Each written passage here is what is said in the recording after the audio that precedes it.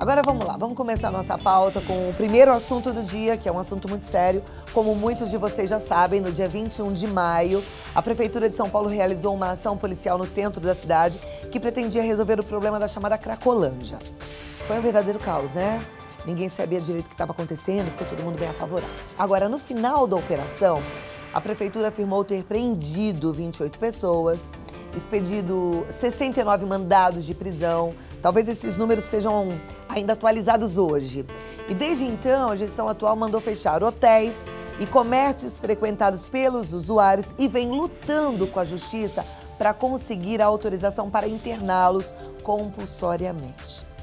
Só que ontem, no dia 30 de maio, o Tribunal de Justiça de São Paulo extinguiu o pedido da Prefeitura de São Paulo para remover usuários de drogas da região da Cracolândia e proibiu esse tipo de ação. Com essa decisão definitiva, nessa terça-feira, agora a Prefeitura só poderá recorrer no Superior Tribunal de Justiça ou tentar uma nova ação que já está sendo elaborada. Enfim, tudo isso acabou reacendendo o debate sobre a ocupação da região, a questão da vulnerabilidade social da população e dos usuários. E por tudo isso é que hoje a gente traz um convidado muitíssimo importante e é uma alegria para a gente, uma tranquilidade recebê-lo, Dr. Floriano Pêssaro, secretário de Estado de Desenvolvimento Social de São Paulo, deputado federal pelo PSDB, sociólogo formado pela USP. E também hoje aqui com a gente o vice-presidente da Federação de Amor Exigente, Miguel Tortorelli. Sejam muito bem-vindos. Muito obrigado. Pêssaro, seja muito bem-vindo, é um prazer recebê-lo. Te convidar para sentar ali no nosso sofá. Miguel, já é de casa, seja muito bem-vindo. Eu acho tão bom a gente trazer esses assuntos até para a população entender melhor o que é que está acontecendo, né? E como é que essas ações estão sendo executadas de fato. Porque a gente sabe que, inclusive, a imprensa está dividida. Porque não deveria, mas acaba envolvendo aí questões políticas, não é verdade? Infelizmente, acho que a própria sociedade está dividida entre o que fazer e o que não fazer. Mas a Prefeitura e o Governo do Estado de São Paulo, o prefeito João Dória, o governador Geraldo Alckmin, estão muito cientes daquilo que nós estamos fazendo. Com muita precisão, com muito conhecimento de causa, conhecendo o território, conhecendo as políticas públicas de saúde e de assistência social e recolocando o papel do Estado num território que estava dominado pelo tráfico. Eu falei alguns números e esses números mais em relação à quantidade de pessoas que foram presas, né, os mandados de prisão, mas em relação a tratamento. Nós temos números interessantes também. Os números estão sendo atualizados diariamente, mas nós já temos mais de 1.800 pessoas que foram abordadas na região, foram cadastradas e estão sendo agora triadas, seja pela saúde, seja pelo serviço social. Nós estamos numa média aí de 20, 23 pessoas que aceitam o tratamento diariamente para o combate à dependência química, né, para a desintoxicação. E o curioso é que nós estamos, de cada 10 pessoas que o serviço social aborda, 6 aceitam ir para algum equipamento. Mesmo que parte delas, das 6, voltem, esse é um trabalho que é feito diariamente de convencimento e criação de vínculos para que a gente consiga tirá-las definitivamente. E, Amor Exigente, que tem uma experiência tão grande com dependentes químicos, né, por estar há tantos anos cuidando dos familiares e do próprio dependente, sabe que a recaída faz parte do processo de tratamento, né? É isso aí. Mais uma vez, parabenizá-la, viu, Cláudia, a Rede Vida. Esclarecer, nós precisamos trazer realmente as pessoas que estão cuidando disso, esclarecer, levar a informação do que realmente, a verdade do que está acontecendo. Como você falou, está dividida.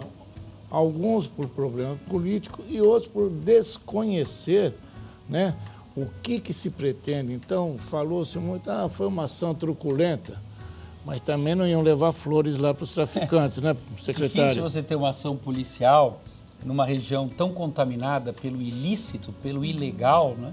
Com todas as violações de direitos humanos que foram encontradas lá, Cláudia. Pra você ter uma ideia, nós encontramos na região da Cracolândia, na Luz, abuso e exploração sexual de crianças e adolescentes, exploração sexual de mulheres e homens, trabalho infantil, trabalho análogo ao escravo, violência contra a mulher, violação do Estatuto do Idoso, cárcere privado, gravidez precoce não planejada, ou seja, muitas meninas ali aliciadas pelo aquele caldo do ilícito, sofrendo todo tipo de violação e agressão. E idosos.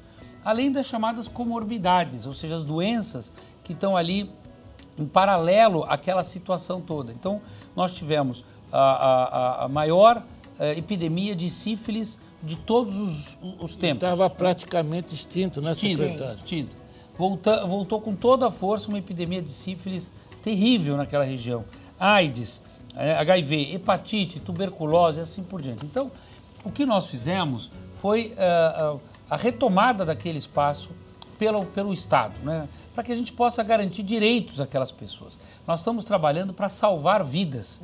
E me impressiona porque há pessoas, inclusive no Ministério Público e na própria Defensoria Pública, que não enxergam dessa forma. Avaliam que era melhor a situação anterior de violação de direitos humanos, o que para mim é uma barbaridade.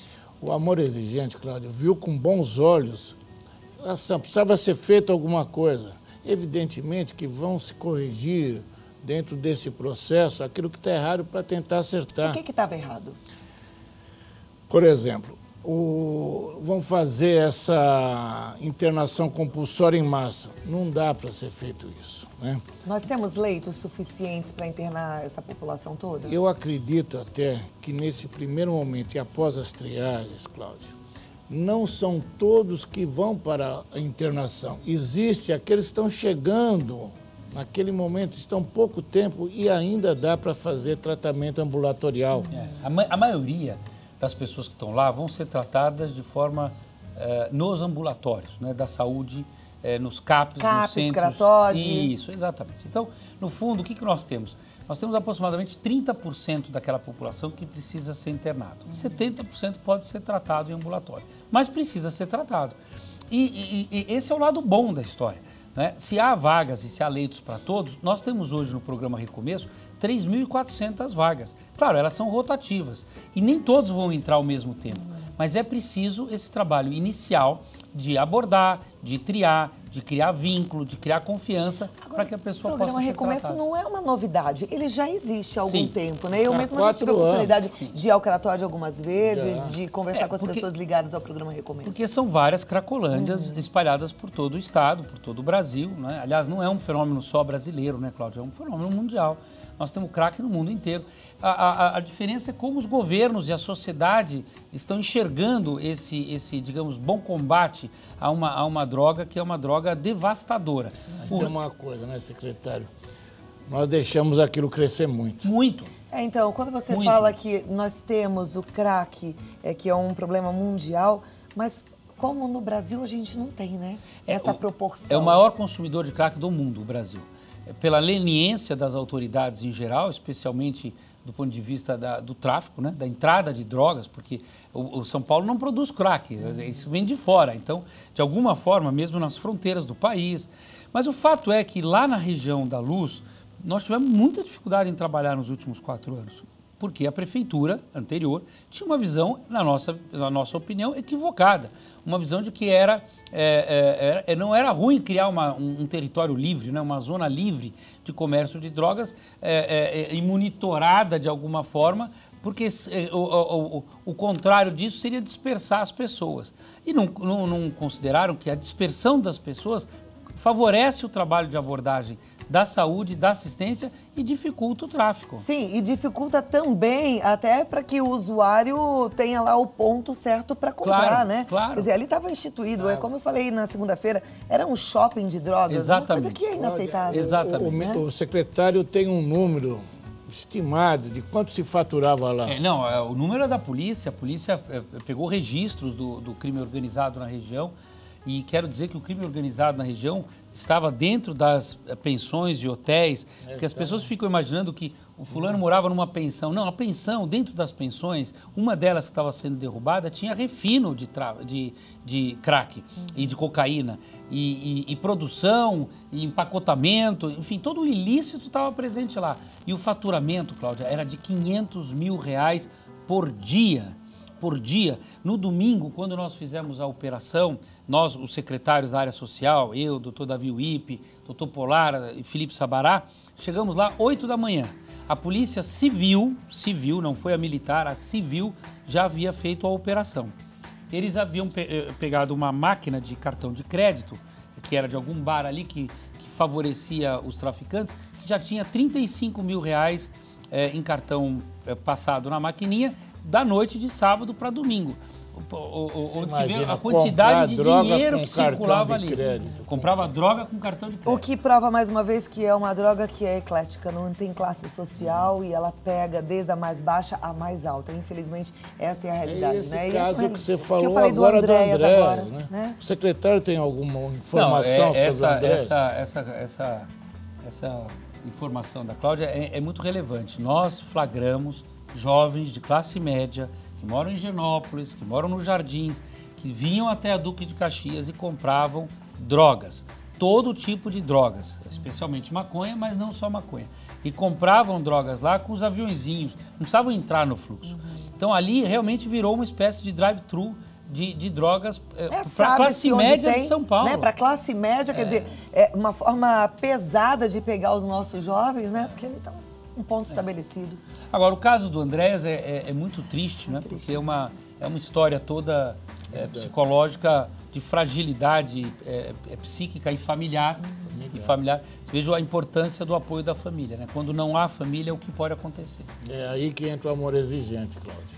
E a gente não pode dar bobeira, porque eu digo assim, a indústria da droga ela é gananciosa, ela é traiçoeira e ela, a qualquer preço, quer destruir mesmo a família, porque quer ganhar dinheiro, quer enriquecer. E a gente está ouvindo números aqui que são assustadores. Você falou ainda há pouco do Dr. Davi Wipp, me lembrei do Dr. Osmar Terra, que também está aqui na linha. Será que ele já está na linha?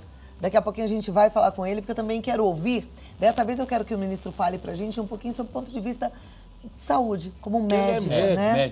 Ele foi secretário de saúde do Rio Grande do Sul por 8 anos. Não, e ele atuou nisso, ele está nos ajudando, ele é ministro tem uma do Desenvolvimento vivência Social. fantástica nisso. Está nos ajudando. E uma informação interessante também, Cláudio, a gente tem a ideia de que o traficante é um monstro, né? Um bicho de 7 cabeças. Tal. O traficante é uma pessoa, um sujeito como qualquer outro. Normal. Né? Inclusive pode ser amigo de um filho nosso. É verdade. Etc. Então, não pensem no traficante como se fosse um sujeito horroroso, que você vê, este é um traficante. Às vezes o traficante pode estar muito mais perto do que nós imaginamos. E esse sujeito que trafica e ganha dinheiro e paga outros, etc., é que se organiza dentro desse fluxo, dentro desse tráfico, e aprisiona os dependentes químicos. Esse traficante, já que vocês têm esse contato mais direto, ele é um dependente químico normalmente ou não? Nem sempre. Em geral, não é. Em geral ele sabe o que a droga faz e ele fica de fora. Mas ele consome alguma droga também, em geral. Mas são pessoas que estão nesse meio, né, nesse caldo da ilicitude, né, da coisa errada. E, em geral, são pessoas... Esse traficante que a Polícia Civil prendeu, a inteligência da Polícia Civil vinha trabalhando há 2 meses com a determinação do governador Geraldo Alckmin, que é o FB, o Fabinho. Ele foi pego em Caraguatatuba, numa casa, numa mansão, com piscina, tudo de frente para o mar. Ou seja, era um sujeito de classe média alta, que provavelmente podia conviver aí com qualquer Podia ter amigos festa, que nem imaginavam amigos. também o que ele fazia. Ontem eu estava falando sobre a nossa flexibilidade em aceitar o amigo rico. A gente acha até que é ilícito, mas aí tá tudo bem. O cara convidou a gente para ir no sítio, andar de pedalinho. Tá tudo bem, né? Então a gente tem que começar a pensar na gente como cidadão, nos nossos valores, o que é que a gente pode aceitar ou o que a gente não pode aceitar. E começar realmente a colocar limites, inclusive nas amizades. Para que esse amigo corrupto, esse amigo que ganhe dinheiro dessa forma tão ilícita e tão cruel, sinta-se também constrangido a continuar fazendo isso. Não pode glamorizar. Porque hoje em dia é glamorizado. Ganhou dinheiro, tá tudo bem, né? E tem outra coisa, Cláudia. Quem vai levar a droga para os nossos filhos não é o traficante. São aqueles que entram na nossa casa e nos chamam de tio e de tia. Esse é que vai dar o primeiro contato para os nossos filhos com a droga. É verdade. Né? Muito então, preciso isso. Muito. E nós precisamos realmente tomar cuidado. Não é, não, ele é filho de um cara. Não, vamos tomar cuidado. É o que você falou agora, saber quem é, como é que é. Porque não tem muito dinheiro. E pensar na gente também, né, Miguel? Eu gosto sempre de olhar pra gente, porque é aquela pequena corrupção que começa em casa, que chega ao ponto do que a gente está vendo hoje, e infelizmente a gente vê um panorama político terrível, né, lastimável, mas é por conta dessas corrupções pequenas que começam em cada um de nós. Mas nós estamos vendo uma luz no fim do túnel. O amor exigente está entendendo que realmente nós vamos conseguir salvar vidas, viu, secretário? com essas ações, precisar fazer alguma coisa lá. Nós podemos receber críticas, as críticas são sempre bem-vindas, Cláudio. Acho que nós erramos, acertamos, o próprio poder público responde a partir de determinadas demandas que estão sendo criadas, inclusive agora. Dou um exemplo, nós percebemos que é necessário criar um equipamento social para receber marido, mulher e um animal, cachorro, por exemplo. Porque alguns casais que estão lá na Cracolândia disseram que saem de lá, param um tratamento ambulatorial, ficam no serviço social desde que possam ficarem juntos, ou não separar marido e mulher. Então nós vamos ter agora alguns equipamentos que vão receber esse tipo de população. O olhar que eu acho que o nosso governo está tendo para o dependente químico já é um olhar muito interessante, que é o que a gente batalha aqui há alguns anos, que é olhar para o dependente químico como ele de fato é, doente. Doente precisa de tratamento. E aí essa luta agora, quer dizer, tem que entrar com um novo recurso, porque é necessário tratamento. Exatamente. Né? As demandas vão surgindo, os governos vão reagindo a essas demandas e o produto final é uma sociedade melhor. É isso que nós queremos, é nisso que nós estamos apostando. Nós estamos apostando em salvar vidas. Nós podemos ser criticados, mas não por omissão de socorro. E mesmo com as críticas, o trabalho continua. Continua, porque acima de críticas individuais está o interesse público. E nós estamos trabalhando pelo interesse público de salvar as pessoas. Muito bom. Eu falei de tratamento, a gente já está com o ministro do Desenvolvimento Social, Dr. Osmar Terra, no telefone. E eu quero, primeiro, desejar boa tarde, doutor. Boa tarde a todos os ouvintes, boa tarde, Floriano, boa tarde a todos que participam aí do programa. Muito obrigada por entrar mais uma vez aqui e colaborar com o nosso programa Vida Melhor.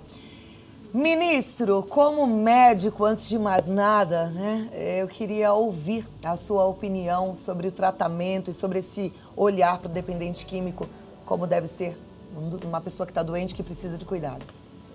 Eu acho que toda política pública e toda forma de atendimento, ela tem que ter partir de uma base científica, né? O que é a dependência química? Né? A dependência química é uma alteração, é uma doença do cérebro. O cérebro adoece, o cérebro se modifica com o estímulo frequente da droga, ele libera substâncias em determinadas regiões, principalmente no centro de recompensa cerebral, que comanda o instinto de sobrevivência, por isso que é tão forte a dependência química. O cérebro fica alterado, né? O cérebro trata aquilo de forma como se fosse uma coisa muito importante para a sobrevivência da pessoa, ela usar a droga. E se modifica. Se vocês fizerem um exame de ressonância magnética, vocês vão ver que o cérebro da pessoa que está usando droga com frequência, está dependente química, é um cérebro que é bem alterado fisicamente, inclusive. Uhum. As conexões se alteram, né? Em função daquele estímulo continuado. Então, é uma doença crônica. A pessoa não tem consciência do que faz quando a intoxicação é grave, é frequente. O caso, por exemplo, das pessoas que estão na Cracolândia, elas não têm capacidade de discernimento, né? O crack produz uma dependência química severa e uma intoxicação, uma alteração do estado mental que não permite a pessoa larga a família, larga o emprego, larga tudo, deixa os filhos na miséria, a família na miséria para poder continuar usando o crack. Uhum. Uma pessoa nessas condições, ela tem que ter ajuda. Isso que está se discutindo hoje em relação à Cracolândia é ajudar as pessoas, né? Amparar essas pessoas, dar condições de que elas possam minimamente ter discernimento sobre a própria situação e como é que elas vão, e elas mesmas se ajudarem a sair dessas circunstâncias. Dizer que isso fere os direitos humanos é um absurdo, né? É uma falta de conhecimento, inclusive científico, né? E outra coisa, direitos humanos feridos é quando as pessoas estão numa área controlada pelo tráfico, num lugar, estão escravos do tráfico, escravos do vício, né? Que direito humano tem essa pessoa que vai morrendo aos poucos ali, vai se degradando, né? Não se alimenta direito, não faz nada, condições sanitárias horríveis, né? Eu acho que o que se fez na Cracolândia foi o início do grande resgate de cidadania para essas pessoas e o início do grande resgate no espaço público que estava fora do controle do Estado, fora do controle da autoridade pública, controlado pelo tráfico. Eu acho que isso já era para ter acontecido, né? Infelizmente agora com essa sintonia que teve do prefeito Dória com o governador Alckmin, se conseguiu fazer essa ação forte, e agora nós estamos dando apoio para que ela tem equipes minhas do Ministério aí ajudando, fazendo uma programação junto com o secretário Floriano, junto com o secretário Felipe, né, para que se possa dar um atendimento digno a essas pessoas. Muito bom. Esse apoio é importantíssimo, né? E a gente acredita que esse trabalho tem que ser feito. Você ia perguntar alguma coisa, Miguel? Eu ia falar com o Osmar. Osmar, nós temos ainda aquele em andamento lá no Supremo Tribunal Federal, né? Do artigo 28. Como é que está isso, Osmar? Esse artigo 28, só explicar para o telespectador em casa, é em relação... à inconstitucionalidade, né? Se ele é constitucional ou não, o artigo 28, né? Que permite que a pessoa plante, carregue, transporte, passe para o outro. A gente está falando de descriminalização das drogas. Ok. O que está suspenso, houve um pedido de vistas do então ministro Teori Zavascki, né? Em relação à votação, né? Ficou suspensa a votação. Na verdade, o artigo 28 diz que é crime, né? O porte, o transporte, né? Só que só o porte de drogas não é crime punido com prisão, e sim com penas alternativas. E a venda de drogas é punido com prisão, né? Isso parte de um princípio lógico. A droga funciona como um vírus, né? Quanto mais gente, quanto maior a oferta de drogas, mais gente doente terá. Uhum. E é uma doença, eu não falei na primeira parte, mas eu quero falar agora, a dependência química é incurável, não tem cura, né? O que pode é fazendo um grande esforço, com muito apoio da família, por isso que é muito importante o trabalho do Amor Exigente, né? Que reforça muito esses laços familiares. Com muito apoio da família, a pessoa pode ficar em abstinência. A cada dia tem que fazer um esforço para continuar em abstinência. Uhum. Como os AA fazem, né, em relação ao álcool. Né? Vai ter que ter um tratamento e controle para o resto da vida, né? Exato, da vida. Então, o que o Supremo deve entender, eu imagino, é que, do ponto de vista científico, não tem base nenhuma, né, de liberar droga, né, liberar consumo de droga. Isso vai causar uma tragédia em grande escala. Já está ruim, se liberar vai ficar muito pior. Nós temos 30 milhões de usuários de álcool e tabaco, dependentes químicos do álcool e tabaco. 30 milhões, por ser livre, por ser de fácil acesso. E temos 7 milhões de usuários de maconha, cocaína, crack, né, dependentes químicos dessas drogas. Se liberar, esses que são 7 vão virar 30, 40. Imagina que país que nós vamos ter. Né? Muito bem. Então, a nossa participação como cidadão para que isso não aconteça, para que não seja liberado, qual que seria? Eu acho que tem que se manifestar, né? Tem que fazer manifestações ao Supremo, né? Aos ministros do Supremo que vão tomar essa decisão, né? Então, abaixo-assinado, manifestações pela rede, pela internet. Os ministros têm que saber que a maioria da população, e isso as pesquisas estão mostrando, a maioria da população é contra, porque sofre na carne os efeitos da dependência, quando tem uma pessoa com dependência química. Primeiro a sofrer a família e depois a sociedade, o entorno, né? Pessoas perdem o controle, aumenta a violência, claro. Aumenta os assaltos, os latrocínios, né? Aumenta tudo, né? Então, a gente tem que estar acordado e fazer a nossa parte. Ministro, muito obrigada pela sua participação. A gente sempre aprende muito contigo. Estou te esperando aqui para a gente continuar a nossa conversa, tá bom? Tá bom, vou te fazer uma visita em breve. Estou esperando. Abraço, muito obrigado aí. Um abraço ao Floriano, Miguel. Nós que agradecemos. Obrigado. Eu vou dar um recado e volto aqui já, tá bom? Só para complementar, na página do Amor Exigente, no site do Amor, tem lá, quem quiser entrar. Tem o link lá para votar, para fazer o abaixo-assinado, para participar. Né? Muito bom. Agora eu vou continuar aqui o nosso assunto. Eu vou ligar para comprar uma para mim. Deixa eu ver, tá precisando? Sempre é bom, né? A gente sempre tem que se cuidar.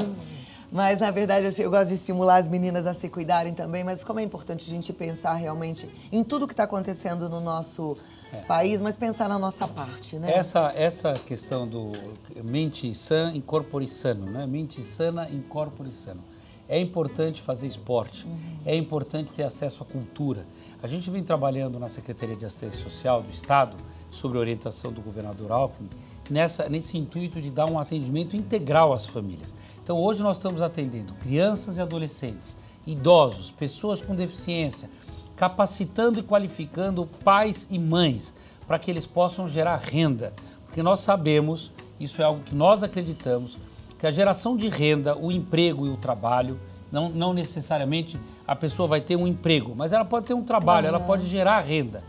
Isso emancipa as pessoas, isso dá a elas, de fato, a liberdade tão esperada para seguir a sua vida. Mas onde é feito isso, secretário? Em várias organizações não governamentais. Nós temos um convênio, nós repassamos quase 200 milhões de reais por ano. Organização não governamental, gente, é a ONG, aquela lá que você sabe ali da sua cidade, do seu bairro, aquele lugar onde funciona lá uma oficina. São entidades sociais que fazem trabalho com crianças, adolescentes, idosos, pessoas com deficiência, que nós pagamos.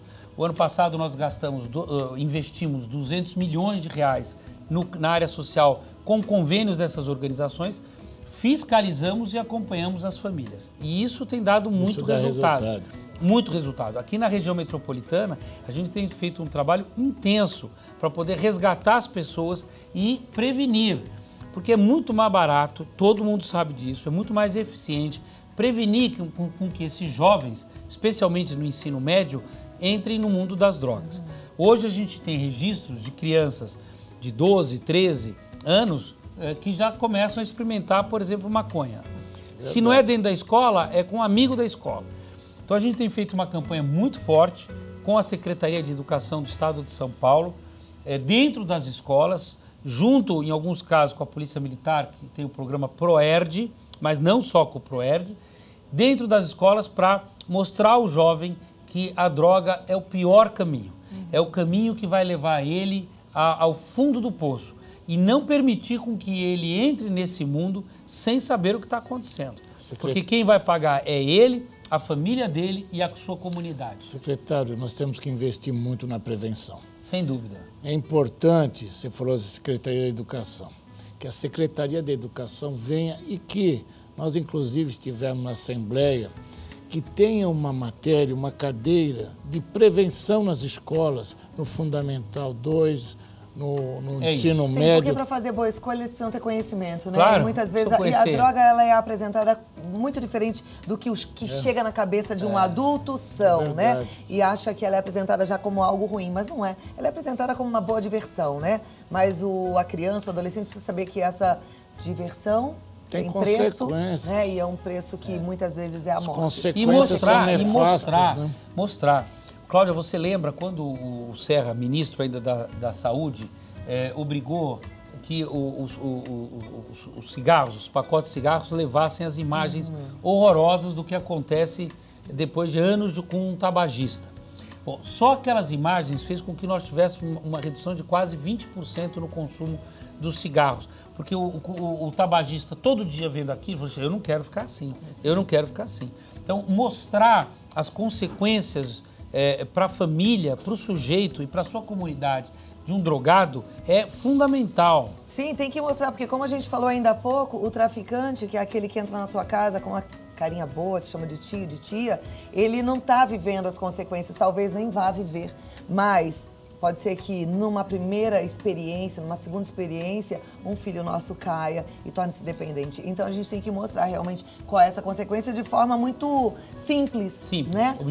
Objetiva, porque ali o amigo talvez seja até o mais bonitão da turma, né? E que é aquele que seduz mesmo a menina. E cuidar dos filhos, cuidar das nossas crianças. Nós falávamos isso esses dias.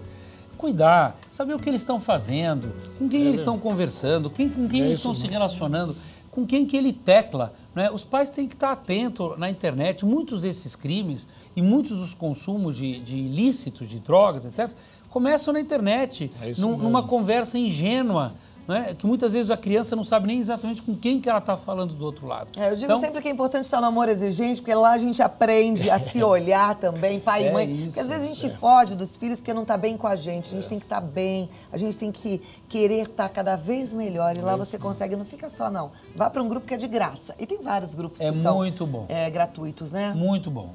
E dá resultado. dá resultado. Desde que eu conheci o Amor Exigente, eu comecei a respeitar profundamente esse trabalho voluntário que é feito e de forma organizada, com metodologia, e isso dá resultado. Quais são as próximas ações? A gente continua com o movimento, porque a gente sabe que aquela região que era a Cracolândia oficial, olha que coisa horrível, a gente tem uma Cracolândia oficial. Oficial, ela já está desmembrada e existem já outros pontos, né? Por exemplo, ali na Rua Guaianazes, a gente já sabe que tem um número grande de dependentes químicos. Qual é a próxima ação? É continuação, né? Na verdade, é próxima no sentido de que continuidade. Nós não paramos nenhum dia desde domingo retrasado e vamos continuar na abordagem social, na abordagem de saúde, na ampliação da rede de atenção de retaguarda ambulatorial e clínica para tratamento de dependência. E esse assunto, o fato dele estar na pauta, acaba nos ajudando. Acaba ajudando a criar um consenso sobre o tema e, se Deus quiser, e acho que todos querem isso, todos que estão nos assistindo querem salvar essas pessoas. Ninguém quer ver esse povo morrendo e sendo explorado e sequestrado por esses traficantes. Doutor, tem muitas mães nesse momento vivendo esse drama da dependência química sem saber como elas podem internar o filho delas. Existe vaga? Existe internação gratuita, uma vez que é consenso geral? Como é que funciona isso? Existe, aliás, numa quantidade maior do que as pessoas podem imaginar. A porta do programa Recomeço, que é o programa do Estado de São Paulo, é feita através do CRATOD, que é o Centro de Referência Álcool, Tabaco e Outras Drogas. Fica na região da Luz, ali ao lado do Parque da Luz. Isso aqui em São Paulo. Em São Paulo. A gente consegue estender um pouquinho para o Brasil? No Brasil isso funciona da mesma forma? No Brasil, assim como no interior do estado, a família deve procurar um CAPS, um Centro de Atendimento Psicossocial. Todos os municípios brasileiros têm CAPS e devem procurar o CAPS, é o equipamento da saúde, ou o CREAS, CRAS-CREAS, que é o equipamento da assistência social. Então, procurar o Centro de Referência da Assistência Social ou o Centro de Atenção Psicossocial da Saúde. Isso tem sido monitorado? Está funcionando? Eu não quero falar para minha telespectadora ir buscar ajuda para o filho e ela chegar lá ser maltratada e não conseguir nada. Não, está funcionando, é uma política pública, tem financiamento e a população tem que cobrar. E se for mal atendido, tem que nos avisar, né? Avisar as ouvidorias do Ministério, das secretarias. O povo tem que cobrar, né? Tem um problema em casa, busque ajuda. Busque o poder público e seja bem atendida. E se não for, é um direito seu de cobrar bom atendimento e de reclamar. Eu estou muito feliz que nesses 3 dias aqui a gente está falando bastante de política e eu estou entendendo e sei que você que acompanha o programa também está entendendo que estamos muito mais perto do que a gente sempre imaginou. E o nosso poder é muito maior do que o que a gente imaginava ter. Agora, basta a gente querer e exercer, né? Então essa reclamação, a qual o secretário Péssaro está falando aqui pra gente, ela precisa ser feita, porque se não for feita, não tem como chegar até o poder público. E eu sempre lembro o seguinte, eu sou servidor público há 21 anos. O poder público trabalha melhor na medida em que há demanda organizada. Quanto maior a cobrança, maior é a resposta que o poder público dá à sociedade. Então, cobre porque o serviço existe e deve ser bem prestado. Só colocar Rua Prates 165. Rua Prates 165 é o nosso CRATOD. É o CRATOD, ali no Bom Retiro. No Bom Retiro. Então, tem que ir, né? Isso é o voluntário. Tá? Porém, as pessoas que também têm dentro da sua casa, que o filho não quer ir, lá também tem a OAB, a Defensoria Pública, que eles podem levar o caso e, conforme o encaminhamento, pode até virar uma internação involuntária no CRATOD. É isso, secretário? É isso, ali tem todos os protocolos da saúde, todo o regramento especial.